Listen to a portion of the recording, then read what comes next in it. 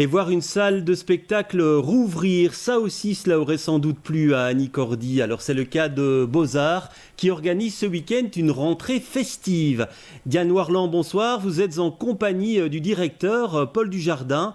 Une ouverture donc, mais avec quelques changements au programme. Oui, Jean-Christophe, ce soir, c'est le grand lancement du festival Beaux-Arts Open Air qui propose une série de projections de films européens sur les toitures de Beaux-Arts. Pour en parler, j'ai à mes côtés Paul Dujardin, le directeur de Beaux-Arts.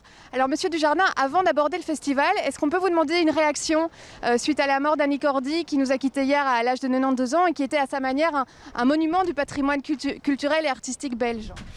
C'est comme Jeanne Moreau, Agnès Varda et Antoinette Spaak.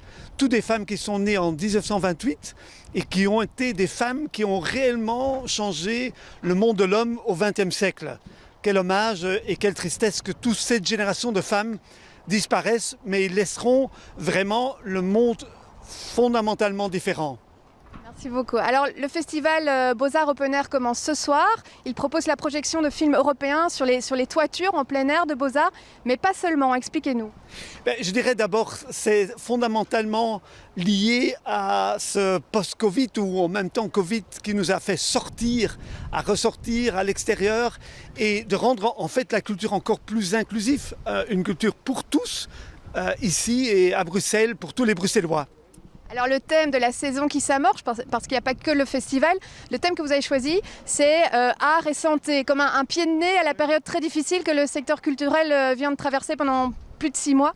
Absolument, je dirais, là je peux référer à un autre centenaire demain, Edgar Morin, philosophe français qui a fait un superbe livre sur la période Covid et qui veut défendre cette idée que l'homme et la nature doit se retrouver et toute cette thématique sera la ligne rouge de notre saison.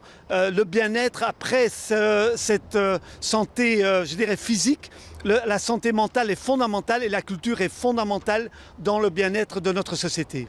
Merci beaucoup, Monsieur Dujardin. Voilà donc le lancement de la nouvelle saison à Beaux-Arts, placé sous le signe de la culture, mais aussi de la sécurité. C'est l'ambition de Beaux-Arts de redonner l'envie aux gens de venir assister à des spectacles, à des expositions. Et le festival Beaux-Arts Open Air, lui, se tient jusqu'au 18 octobre prochain. Il est entièrement gratuit.